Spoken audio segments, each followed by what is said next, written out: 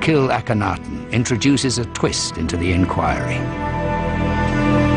If they tried to murder the father, did they also go after the son? Akhenaten survived this attempt on his life, but 17 years after becoming pharaoh, he died. Victim of assassination? No one can say. It's hard to know whether Tut would have felt grief as we conventionally understand grief at the loss of his father. Fear might have been a far likelier emotion. His idol is gone. Who's going to protect him? The child Tutankhamun inherited a troubled throne. It appears that the circumstances, the situation, the environment that he was in begins to raise his risk level to the point that it's reasonable at this point to assume that he becomes a target and potentially a political target for assassination.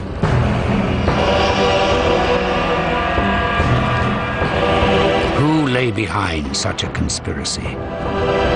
The same Amun priests who tried to kill his father? Or did others conspire against the young king, waiting for the right moment to strike?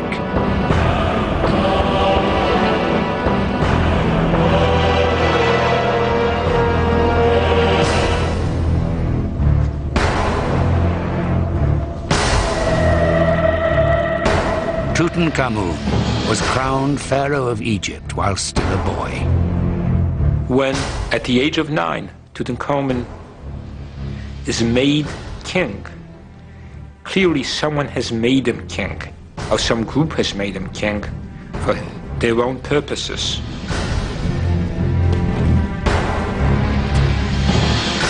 It's just not very realistic in my mind that he would have fully appreciated intellectually nor emotionally what his role was.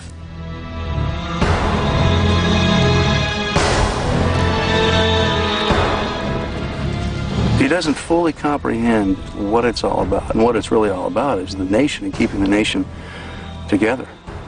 That seems to be exactly what this coronation accomplished.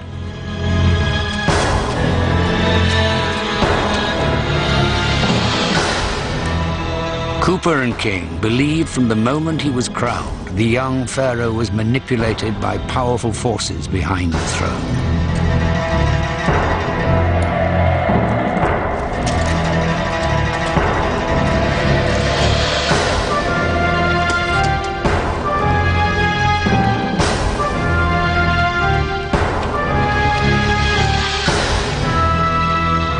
Soon after ascending the throne, Tutankhamun left Amarna forever. He journeyed to Thebes, ancient capital of Egypt, and home to the priests of Amun. This boy gets transported from an environment which was familiar to him, an environment which his father had created, to the big city, Thebes, a city where he was a stranger.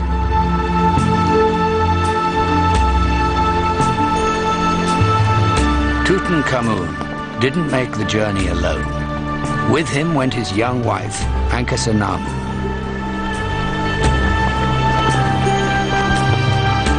Akhenaten was more than a wife. She was also Tut's half-sister.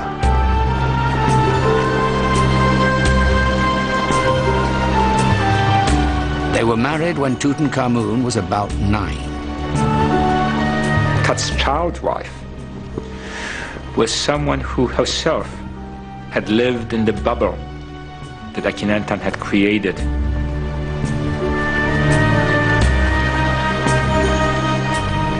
When the two of them were transplanted to Thebes, not by their own means or by their own powers, but by other powers, they must have clung to each other very closely. Two refugees from a storm. It's touching to think that the one person who may have had Tut's interests at heart was his wife.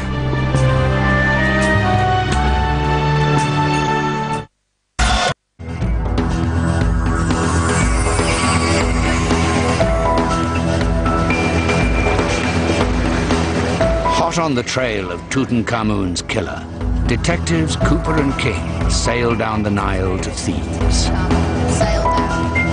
Here, with the help of Egyptologist Joanne Fletcher, they hope to unravel the tangled web of power politics spun around the young king.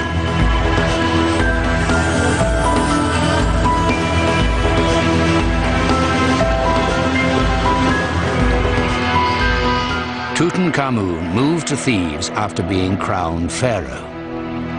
Upon arriving, he was met by 3 men who would shape his every decision for the next decade. Maya, the chief treasurer. Horemheb, head of the army. And I, the prime minister, the second most powerful man in Egypt. The investigation hangs on building profiles of these 3 men.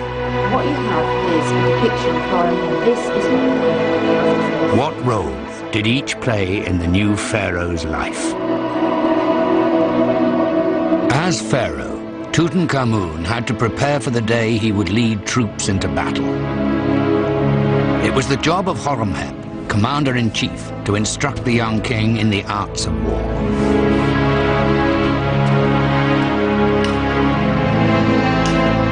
Nothing mattered more to the Egyptians than preparing for the afterlife. From the moment Tutankhamun became king, work began on his tomb. He planned to be buried in the West Valley near his grandfather. Overseeing this vital project was Maya, the royal treasurer, an official who would have seen the king almost daily.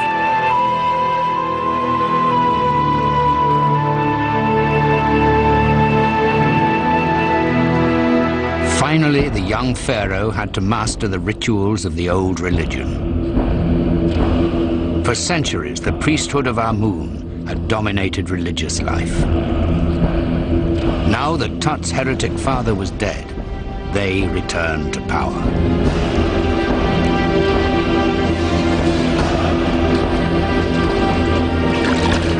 No one was better qualified to instruct the king in religion than his prime minister. As a young man, I served as an Amun priest. Better than anyone, he grasped the need to make peace with the priesthood. As Cooper and King discovered, these same priests plotted to assassinate Tut's father. I was Akhenaten's prime minister too. Tut had known him all his life. With Akhenaten's death, it is likely the shrewd politician took on another role: surrogate father. The first political move by the king's counselors was a change of names. At Amarna, where the pharaoh and his wife grew up, both were named to honor the god Aten. Now they had to honor the old gods, particularly the god Amun. Tutankhaten, as the pharaoh had been known, became Tutankhamun. Ankhesepaten became Ankhesenamun.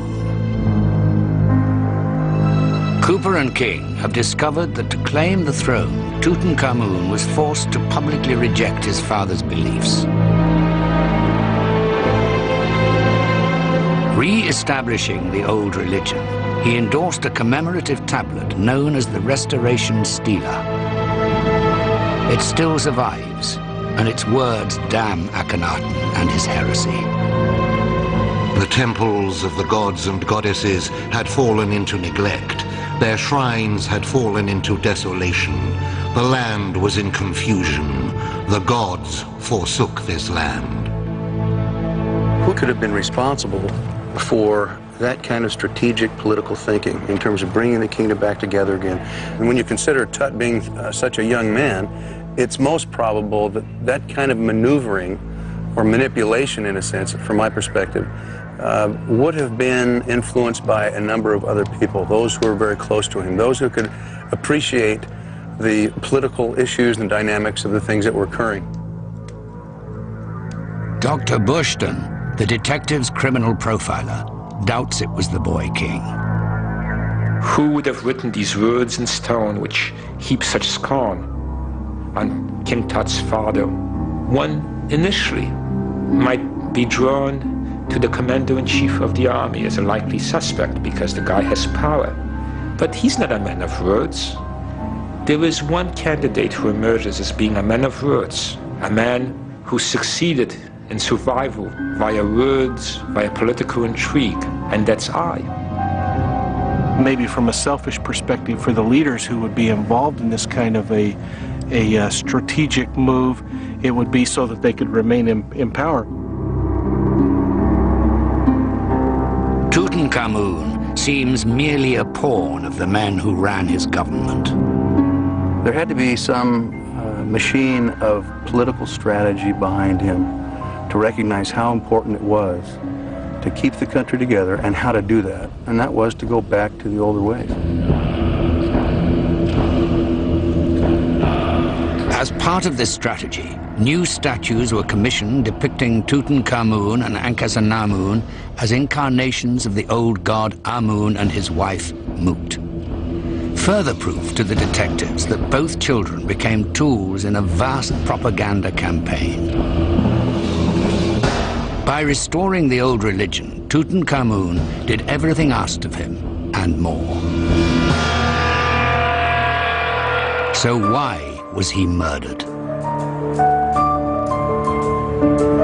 3,000 miles away in London, work progresses on the real face behind the propaganda facade.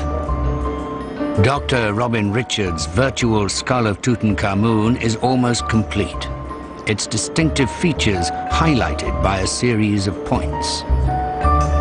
But we haven't filled in the spaces between those points on the surface, so we need some contour between the points. And the way we do it here is because we've got the scanner system, we can scan faces. And so we can scan a shape of a face, but it won't necessarily match the skull that we're trying to reconstruct. These reconstructive techniques are regularly used by Cooper and King to recreate the face of a murder victim. What we then do is we distort that face, we warp it, so that the appropriate points on the face pass through the points that we've derived from the skull. Aided by volunteers, Richard's next stage is to create a skin to be wrapped around the skull. Soon, Cooper and King will gaze on the man in the golden mask. Back in Thebes, the detectives search for more clues about the real power behind Tut's throne. They home in on an event called the Opet Festival, a public celebration that marked Tutankhamun's transition from his father's religion back to the former state god Amun. This is really a celebration of a restoration in a sense. Although it was an annual event throughout Egyptian history, it had been suspended during Akhenaten's reign. So the first time this was celebrated after Akhenaten's reign was a time of immense celebration. You can imagine the people, the sheer delight that the gods had come back to them and that the king was once again performing the rituals that they'd always known for millennia. The Opet Festival transformed Tutankhamun from a mere boy to a living god. But did his newfound authority upset the status quo? He develops his own approach to things as he recognizes who he is and what his role is, and he does so naturally. How do those around him who have been in power for so long react to that? How do they receive it? Is it supportive or not?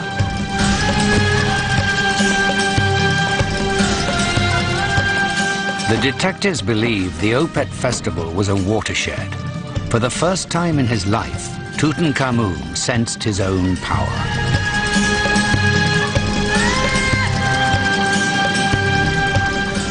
In turn, the detectives think the boy